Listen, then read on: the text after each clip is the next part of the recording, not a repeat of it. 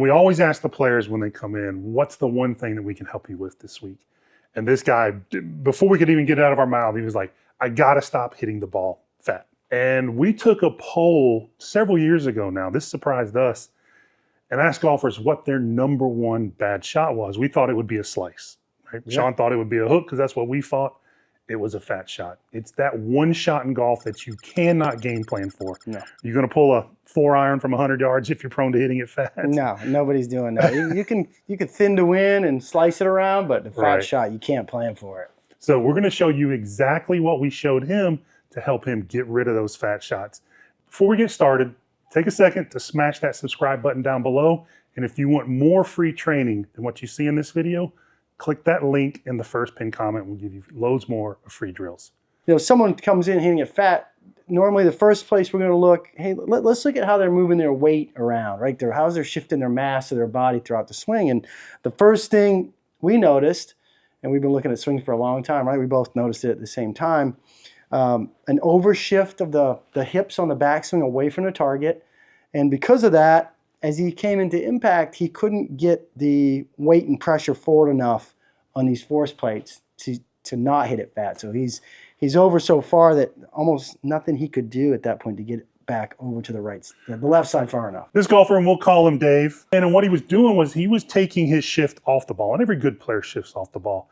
He was just way over shifting off the ball.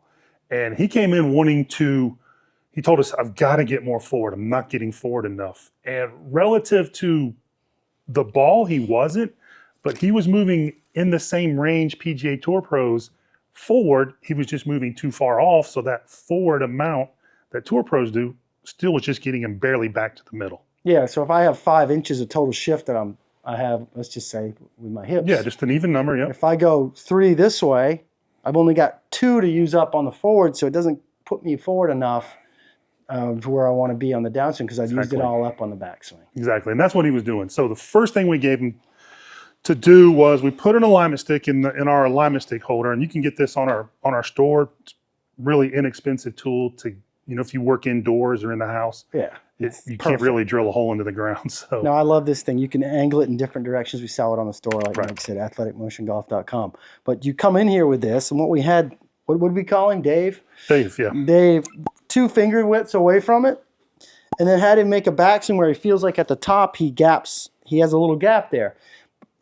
His old swing, when he first tried it, he blasted right through this. So I gave him the feeling that he could make a little bit of movement to the right here, just a natural kind of, if I step on my right foot, I'm going to move a little bit to the right.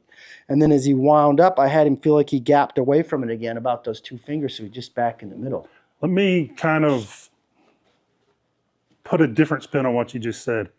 We gave him a parameter, or the alignment stick gave him a parameter, and then the feel was all his. He told us he felt no movement forward, and he was moving an inch and a half forward. So it's just our normal, what we do becomes normal, and that becomes our calibration. We were just recalibration his move off the ball. When he corralled how much he moved off the ball, his normal movement forward put him in exactly the right range he needed to be in. Yeah, we didn't have to cue him on moving forward more. We just had to cue him on moving less away. And then when he made his normal downswing, his hips are in that 4 inches forward, let's say, somewhere in that range. And it gives him a chance at that point to get, when this club bottoms out, get it a chance to bottom out more in front of the ball instead of behind it. Right, so that was step 1, is getting his body in position.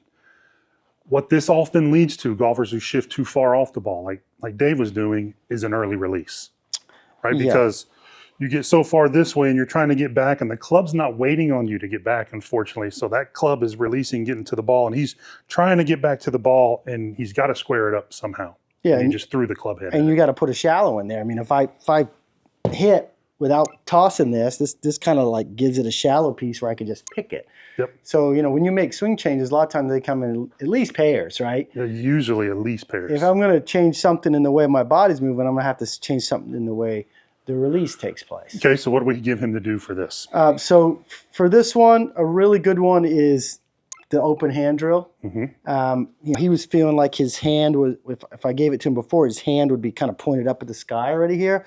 I just had him feel like as he came into the shot that his right palm was facing the ground a little bit more right here with this open hand, and, you know, just a natural kind of swinging here. But it kept him from feeling like the the palm was to the sky too early. It's Real exactly simple way to do it.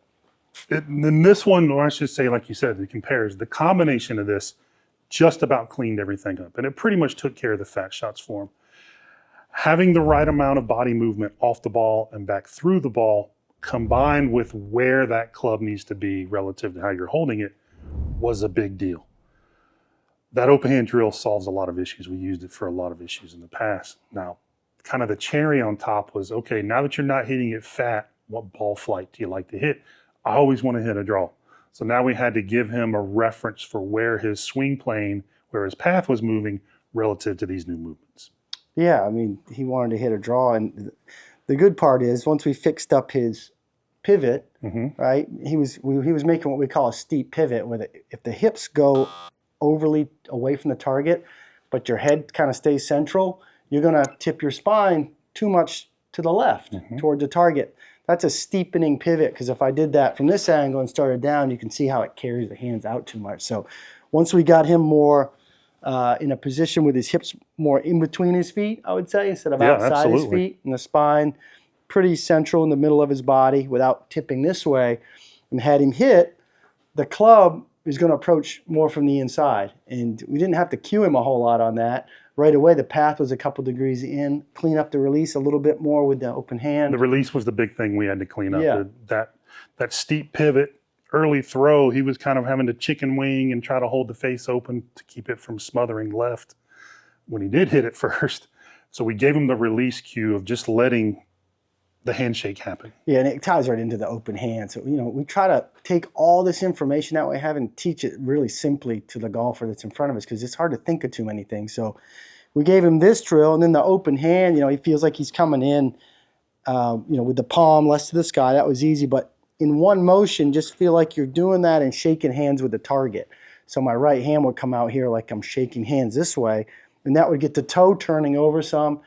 He's able to swing from the inside, get the face close to the pass slightly, and hit a little bit of a draw. So it's simple. It's not easy. You have to be cued on this stuff, and it took him some time to work it out. And that's why we like the golf school so much. It's like an immersive process where they come in, they work on it for a couple of days, and then they can work on one thing and really hone in on it. Now, the cool thing about it was you couldn't wipe the smile on his face, because the first 5 balls he tried that on, with the release, he hit it thin. Yeah. He was like, I never hit it thin. So he was pumped about that. As the school went on, he got better and better at making more solid contact. But if you struggle with just not having clean contact, again, it's the worst shot in golf. Start with the body. Make sure your body's not too far off, not too far forward. Put it in the right position. Then make sure you're releasing the club in concert with that body movement. Then make sure, if you're not seeing the shot shape you're seeing, you have the release to accommodate for that. You do all 3 of those, you're going to be well on your way to not only solid contact, but a lot more fun when you go play.